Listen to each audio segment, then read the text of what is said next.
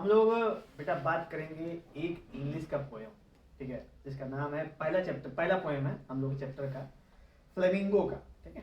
नाम है उसका डस्ट ऑफ स्नो, ठीक है। अब डस्ट ऑफ स्नो को समझते हो ना कि मतलब कि क्या कहते हैं, डस्ट ऑफ स्नो का सेंस कह सकते हैं हम बर्फ नहीं, बर्फ का मतलब होता है एक सॉलिड बर्फ, और एक होता है स्नोफ्लेक। स्नोफ्लेक का मतलब जो बर्फ हल्का होता है, हल्का का मतलब जैसे कि मान चलो ना कि ऐसे से गिरता है और जस्ट लाइक रुई की तरह, ठीक है, जैसे रुई होता है ना एकदम सॉफ्ट, वैसे ही जो स्नो फॉल होता है वो कैसा होता है, सॉफ्ट होता है, ठीक है। बिल्कुल ऐसा ऐसा दबा होता है, खट से दब जाता है। मनाली में ऐसा हाँ, उस जैसे ठंडे इलाकों में वो पड़ता है, ठीक है। तो दो तरह का होता है, एक होता है जब होता है तो आइस फॉल होता है। आइस फॉल का मतलब पत्थर ओले गिरते हैं, ओले, और हम लोग तरफ गिरते हैं ओले, वो ओले हैं, वो डेंजरस हैं, वो गिर जाएंगे सर फट जाएगा, ठीक है। एक होता है स्नोफ्लेक, स्नोफ्लेक का मतलब स्नोफॉल होता है, उसमें जानते हो छोटे छोटे, इतने छोटे छोटे के फॉर्म में स्नो गिरता है। स्नो का मतलब हल्की बर्फ गिरती है, तो गिरती है बहुत एकदम आराम से प्यार से आती है, एकदम हौले हौले, ठीक है। तो लेखक जिसकी बात कर रहे हैं वो है डस्ट ऑफ स्नो, यानी कि स्नो का एक छोटा सा हिस्सा, ठीक है, जिसके बारे में रॉबर्ट फ्रॉस्ट ने बताया है। रॉबर्ट फ्रॉस्ट एक बहुत ही जबरदस्त पोएट हैं, और उन्होंने नेचर को और ह्यूमन थिंकिंग को क्या किया है, आपस में मिला दिया, कनेक्ट करने की कोशिश करी है कि हम प्रकृति को और मानव सोच को कैसे एक दूसरे से क्या करते हैं, मिलाते हैं, ठीक है। तो इस पोएम में हम लोग जानेंगे कि जो पोएम है वो है how human judgement on certain issue can be misleading, यानी कि जो इंसान होते हैं, इंसान हमेशा किसी चीज के प्रति अपना विचार रखते हैं। हम लोग हर एक ह्यूमन है, तो मान लो कि एक टॉपिक दे दी ना, टॉपिक चाहे मान चलो कोई एक नया स्टूडेंट आया अभी हम लोग क्लास में, तो हर एक स्टूडेंट ना उस स्टूडेंट के प्रति दिमाग में एक कॉन्सेप्शन तुरंत बना लिया, कॉन्सेप्ट ये कैसा होगा, देखने के हिसाब से, पढ़ने के हिसाब से पूरा थिंकिंग कर लेते हैं अपने से, उसको बोलते हैं कॉन्सेप्ट। क्या बोलते हैं उसको, कॉन्सेप्ट। और बहुत ज्यादा लोग क्या बनाते हैं, मिसकॉन्सेप्शन बनाते हैं। मिसकॉन्सेप्शन मतलब गलत कॉन्सेप्ट बनाते हैं, गंदा कॉन्सेप्ट, बेकार एकदम, अब पढ़ने कर हम फेल हो जी, वो बेकार बैठे, इस टाइप की चीजें भी लोग क्या करते हैं, सोचते हैं अपने दिमाग में, ठीक है, किसके प्रति, दूसरे के प्रति। इसका लिए एग्जांपल है जैसे मैक्सवेल, ठीक है, जैसे स्कूल में हमारे प्रति जो लोगों की थिंकिंग है वो वही है, ठीक है। लेकिन जब आप हमसे बात करेंगे, हमारी चीजों को समझेंगे, हमसे इंटरेक्ट करने की कोशिश करेंगे, तब आपको समझ में आएगा कि हम रियल में कैसे है कि नहीं। क्योंकि बाहर से तो कोई भी किसी तरह का बात बना सकता है, जब तक आप भेंट नहीं करोगे, बात नहीं करोगे, तब तक आपको कैसे पता चलेगा कौन कैसा है कि नहीं। तो वही सेम चीज पोएट बता रहे हैं कि हम लोग हमेशा क्या बोलते हैं, किसी के प्रति गलत धारणा बनाते हैं हमेशा, ये हमारी आदत है, ये ह्यूमन का नेचर है गलत धारणा बनाना, ठीक है। और इसमें भी पोएट के मन में कुछ मिसलीड हो गया है, कुछ गलत भावना आ गई है, जिसको इस पोएम के अंदर किस फॉर्म में दिखाया गया है, क्रो और हेमलॉक ट्री। क्रो माने कौवा, और हेमलॉक ट्री मतलब एक तरह का पेड़ होता है, ठीक है, एक तरह का पेड़ होता है, चीड़ पेड़ होता है। चलो पोएम शुरू करें। पोएट होते क्या है कि एक रास्ते से जा रहे होते हैं, इमेजिनेशन, पोएट एक रास्ते से जा रहे होते हैं, और जाते जाते होता है ना कि इस समय बहुत नॉर्मल है कि रोड के दोनों तरफ बैठने वाला बनाया गया है इस समय। तो पोएट एक रास्ते से जा रहे होते हैं, तो एक ऐसे ही बैठने वाला होता है जिसके बगल में एक हेमलॉक का पेड़ होता है, चीड़ का पेड़ कहते हैं ना उसको। तो हेमलॉक का पेड़ होता है, और वहां पे जो बैठने वाला यहाँ पे कोई नहीं होता है, तो लेखक जो पोएट है वो जाके उस पर आराम से इत्मीनान करता है, ठीक। पोएट जो है वो काफी दुखों से गुजर रहे हैं, उनके मन में बहुत ज्यादा दुख है, निराशा है, किस चीज का तनाव है। तनाव का मतलब कि हमारे इस जीवन के अंदर, इस धरती पे जितने भी लोग हैं उन सबको किसी न किसी चीज का तनाव है, किसी न किसी चीज का टेंशन है, अंदर पड़ा हुआ है एकदम। भले ही वो कुछ भी हो सकता है, कोई फिक्स नहीं कि क्या है, मतलब मनी से रिलेटेड है, सोसाइटी से रिलेटेड है, फैमिली से रिलेटेड है, रिलीजन से रिलेटेड है, गर्लफ्रेंड से रिलेटेड है, मतलब किसी चीज से भी रिलेटेड तनाव हो सकता है कोई चीज फिक्स नहीं हो सकता है कि नहीं हो सकता, ठीक है। तो इसी तरह के कुछ तनाव से कौन गुजर रहा है? लेखक, लेखक। पोएट यानी रॉबर्ट फ्रॉस्ट फ्रॉस्ट। गुजर रहा है। तो वो जाके वहां पे विराजते हैं, बैठते हैं, और ऊपर साइड में एक पेड़ है उनके, और पेड़ के ऊपर डाली पे एक कौवा बैठा हुआ है। ठीक है, कौवा बैठा हुआ है। तो जो कौवा है ना, वो निशानी है सौरव, दुख का और टेंशन। कौवा किसकी निशानी है? इस कविता के हिसाब से दुख और टेंशन। और वो बैठा कहां पे है? तो बैठा है हेमलॉक ट्री पे, जिसको पॉइजनस कहा जाता है। पॉइजनस का मतलब अच्छी जगह नहीं, जहरीला जहरीला कह सकते हो। यानी एक तो दुख है, दूसरा टेंशन है, अब ऊपर से परिस्थिति कैसी है? विपरीत। यही बात हुई ना? एक तो पहले हमको दुख और टेंशन है, और उसके साथ में जो हमारी आसपास की सराउंडिंग वो भी कैसी हो गई? विपरीत हो गई। तो हमको टेंशन क्या हो गया? और बढ़ गया। क्योंकि ऐसा होता है ना कि मान लो कि आपको दुख और टेंशन है, ठीक, और तभी आप अकेले में बैठे हो, तभी आपका दोस्त आया है, दो चार की इधर उधर बातें करके, और आपका माइंड क्या कर दे? फ्रेश कर दे। यानी सराउंडिंग अच्छी मिल गई, माइंड सही हो गया। लेकिन सोचो सराउंडिंग भी ना मिले तो कैसा महसूस होगा कि हम दुख में हैं, टेंशन में हैं, अकेले बैठे हैं, अकेले ही बैठे हैं, उसके प्रति विचार कर रहे हैं कि क्या टेंशन है, क्या दुख है, और जो सराउंडिंग वो भी अकेली है, अलोन है, तो उसमें हम लोग अपने आप को और क्या महसूस करते हैं? अकेला। तो पोएट भी अपने को कैसा महसूस कर रहे हैं? अकेला महसूस कर रहे हैं, बैठे हैं। तो बोलते हैं, the way a crow shook down on me the dust of snow from a hemlock tree। जैसे क्या कहते हैं कि एक कौवा मेरे जैसे कौवा बैठा है डाल के ऊपर, वैसे ही मैं भी एक जगह पे हूं, और जैसे कि एक बर्फ का टुकड़ा, एक स्नो फ्लेक उस पेड़ से नीचे गिरता है। यानी कि हमारी दुख और परेशानी धीरे धीरे क्या होती है? छटने लगती है। कंडीशन क्या है कि जब हम कहीं अपने प्रॉब्लम्स को लेके बैठते हैं एक जगह एकांत, तो दो चीजें होती हैं। या तो हम उस प्रॉब्लम को सोचते रहते हैं, problem problem problem problem problem, तो क्या बढ़ती है? प्रॉब्लम। अगर हमारे पास दुख है, परेशानी है, और हम एकांत में बैठे हैं और हमने कहा solution solution solution solution solution, तो क्या मिलेगा? क्योंकि इंसान के लिए हर एक शब्द बहुत ही महत्वपूर्ण है। अभी आज तुम डेली खाली बस इतना एक जाप करो कि मैं पागल हूं, मैं पागल हूं, मैं पागल हूं, एक महीने बाद आप पागल जैसा हरकतें कर रहे हो। शब्दों का चयन, शब्दों का इम्पैक्ट हमारे ऊपर बहुत ज्यादा होता है।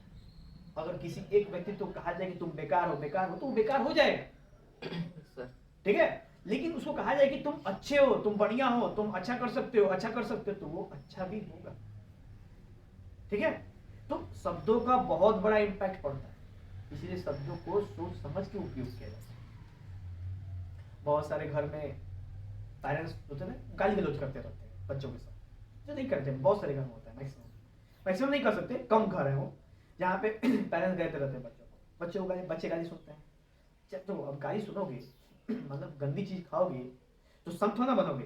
संत बन सकते हो कभी? नहीं। संत बनने के लिए अच्छी चीज खानी पड़ती है, अच्छा समझना पड़ता है। अच्छी चीज खाने का मतलब अच्छी सोच, अच्छा व्यवहार, अच्छा नेचर, अच्छा कैरेक्टर, वो सब क्या करना पड़ता है? लेना पड़ता है, क्रिएट करना पड़ता है। वो कैसे मिलता है? हमारे सराउंडिंग से, है कि नहीं? वही मैंने कहा ना कि अगर आप दुख में हो, आपका दोस्त आ जाए, सराउंडिंग चेंज, दुख खत्म, ऐसी की तैसी हो गई। अच्छा, तुम दुख में हो, कोई और एक तो दुश्मन आ जाए, बहुत बेकार हो तुम, दुख क्या हो गया? सराउंडिंग का बहुत इम्पैक्ट है कि नहीं? ऐसे ही तुम पढ़ रहे हो और बगल में पढ़ने वाला दोस्त है, और पढ़ने करो। तुम नहीं पढ़ रहे हो, बगल में पढ़ने वाला तुमको डिस्टर्ब करोगे, वो भी नहीं पढ़ पाए। समझ रहे हो ना? सराउंडिंग का बहुत उपयोग है बेटा। कैसा आप सराउंडिंग चुनते हो ये आपके ऊपर पूरी तरह निहित है, कैसा चुनाव सराउंडिंग चुनते हैं, ठीक है। तो पोएट बोलते हैं कि the way a crow shook down on me the dust of snow from a hemlock tree, यानी कि उसके बाद has given my heart a change of mood and saved some part of a day I hate you। जैसे कौवा है, उस जहरीले पेड़ बैठा है, बैठ के मतलब कि एक तो पहले जो सराउंडिंग है वो भी जहरीली है, जिस पेड़ बैठा वो जहरीला है, तो सराउंडिंग क्या हुई? जहरीली हुई। और जो कौवा है वो स्वयं क्या है, दुख और परेशानियों का सिंबल है। तो एक तो विषम परिस्थिति, ऊपर से दुख और परेशानी, प्रॉब्लम, ठीक। अच्छा, दुख और परेशानी, सराउंडिंग अच्छा, प्रॉब्लम, ठीक है। तो पोएट बैग यही सोचते हैं। क्या होता है कि एक बर्फ का टुकड़ा, एक स्नोफ्लेक उनके आके ऊपर गिरता है। जब स्नोफ्लेक उनके शरीर पे आके गिरता है तो उन्हें एक अलग सी अनुभूति होती है। उनके रोम रोम में वो चीज बस जाता है, उनके रोम में वो चीजें एहसास होती है। क्या कि कुछ चीज है, कुछ नई चीज है। जैसे हम दुख और परेशानी में रहते हैं, चारों तरफ हमारी परिस्थिति भी परेशानी वाली है, तभी हमारी माता आती है, हमारी मम्मी आती है और हमारे से आके मिलती है, गले लगाती है और हमारी सारी प्रश्न क्या रहती है, दूर उस समय के लिए कम से, है कि नहीं। तो यही सेंस है हमारा, मतलब कि पोएट ने बोला है कि हर एक विषम परिस्थिति में हमें मौके मिलते हैं अच्छे वाले, हमको मौके मिलते हैं, लेकिन हमें उन मौकों को भूनना पड़ता है। मतलब उन मौकों का उपयोग करना भी हमें आना चाहिए। मौके तो मिले, सबको मौके मिलते हैं विषम परिस्थितियों में, दुख होगा, परेशानी होगी, आपकी परिस्थितियां भी विषम होंगी, उसमें भी कोई ना कोई होगा जो आपका सहारा बनेगा, आपको हेल्प करेगा, आपको मोटिवेट करेगा, आपको इंस्पायर करेगा अंदर से। आपको बस उस चीजों को पकड़ लेना है, क्योंकि डूबते को तिनके का सहारा। आप दुख से, दुख भरी नदी के अंदर, पश्चाताप की नदी में आप डूबते हुए जा रहे हो और तभी एक सहारा मिल जाता है तो आप उसको पकड़ के बाहर आने की कोशिश करते हो। मुझे अब डूबना नहीं है, मुझे अब कुछ करना है, क्योंकि पश्चाताप करके, दुख करके कभी भी जीवन में कुछ हासिल नहीं हो सकता। तो जैसे स्नो ड्रॉप, जैसे स्नोफ्लेक गिरा है पोएट के जीवन में उस पेड़ से, हेमलॉक ट्री से, वैसे ही आपके जीवन में विषम परिस्थिति के अंदर भी कुछ एक उम्मीद की किरण चल सकती है। डिपेंड करता है कि आप उस मौके का उपयोग कर पाते हो कि नहीं। जब उन मौके का उपयोग करते हैं तो फिर वही होता है कि कीचड़ में से कमल खिलता है, यानी विषम परिस्थितियों के बाद भी हम बेहतर प्रदर्शन कर पाते हैं, ठीक है। और जो सूर्य है, सूर्य चमकता है ना, किसकी वजह से, कैसे चमकता है सूर्य, जल के। सूर्य कैसे चमकता है, जल के। तो अगर हमें चमकना है सोसाइटी में तो जलना पड़ेगा, ठीक है। जलोगे नहीं, चमक नहीं सकते।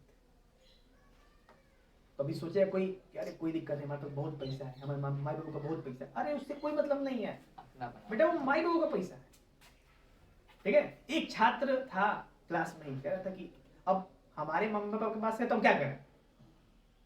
यही तो कमी है उनके पेरेंट्स में, कि उन्होंने अपने बच्चों के दिमाग में इतनी गंदी चीजें डाली है कि नहीं, कि हमारे पास पैसा है तो क्यों पढ़ेगा, तो क्यों कुछ करेगा, इतनी फ्रीडम क्यों। देखो कोई पेरेंट्स डायरेक्ट नहीं बोलता है ये बात, लेकिन ऐसा जताने लगता है ना कि कोई टेंशन नहीं, तू जो मैं तंग कर। फिर लड़का जो मैं तंग करता है, जब उसको जानते क्या होता है, पता नहीं कौन से स्कूल में हम पढ़ाएं कि हमारा लड़का सही है। स्कूल की कमी है, आपने खुद ऐसी सीख दे के रखी है कि इतना पैसा कुल तोरे तो हमने बात के कर हुई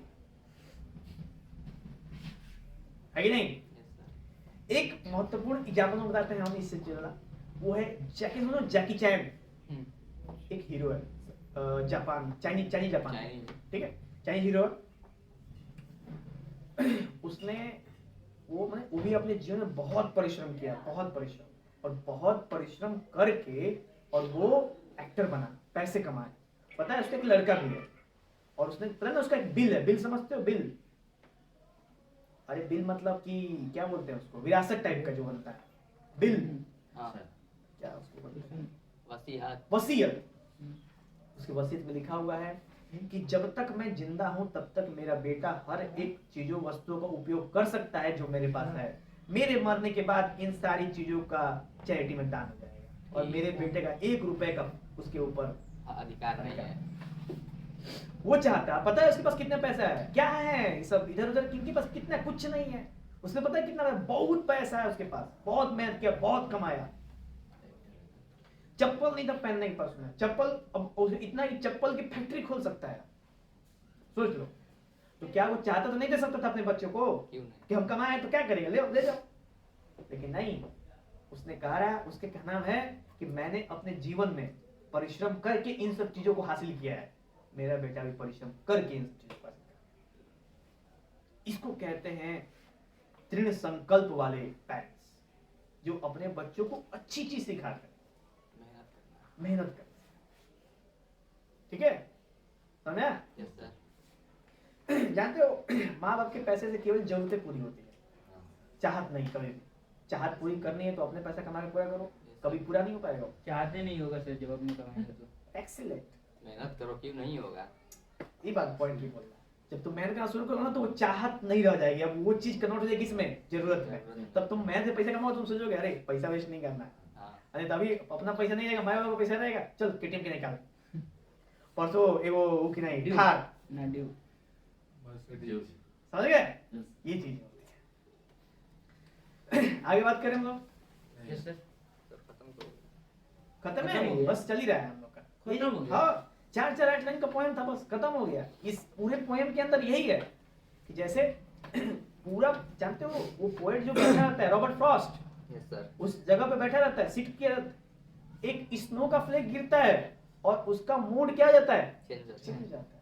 कि जीवन में कुछ भी परमानेंट नहीं है, सब क्या है, टेम्पररी। टेम्पररी है। ठीक है, टेम्पररी का सेंस क्या है कि बदलता रहता है। दुख भी क्या है, टेम्पररी है, सुख भी क्या है, टेम्पररी है। ठीक है, नथिंग इज परमानेंट। तो जब दुख आएगा तो सुख भी आएगा, जब सुख आएगा तो दुख भी आएगा। यही बात इसमें पता चलती है। और मैंने बताया जो परिस्थितियां, वही सेम जब लेखक के पूरे मतलब जब वहां बैठता है और एक स्नोफ्लेक गिरता है तो वो स्नोफ्लेक नहीं है, वो एक मौका है जो वो उसके ऊपर गिरता है और उस मौके को क्या कर लेता है, पकड़ लेता है और तुरंत अपने दुख से वो बाहर निकलता है और कहता है कि मैं फिर से इसके पीछे चलूंगा। और दिमाग में जो मिसकॉन्सेप्शन बनाया हुआ है ना कि अब मुझसे नहीं हो पाएगा, अब मैं ज्यादा मेहनत नहीं कर सकता, अब मेरे को ये जीवन मेरे को ये अपना भविष्य नहीं दिख रहा, ठीक है, मेरे को ये जो मैंने सोचा है करने के लिए वो मैं नहीं कर पाऊंगा, ये सारी चीजें सब निगेटिव है, सबके सब क्या हो जाती है, खत्म हो जाती है केवल एक स्नोफ्लेक के लिए। वो स्नोफ्लेक क्या है, एक उम्मीद है। क्या है, एक उम्मीद है। और वही उम्मीद से लेखक अपने जीवन में फिर से वापस लौट आता है और खुशी खुशी उस चीज को फॉलो।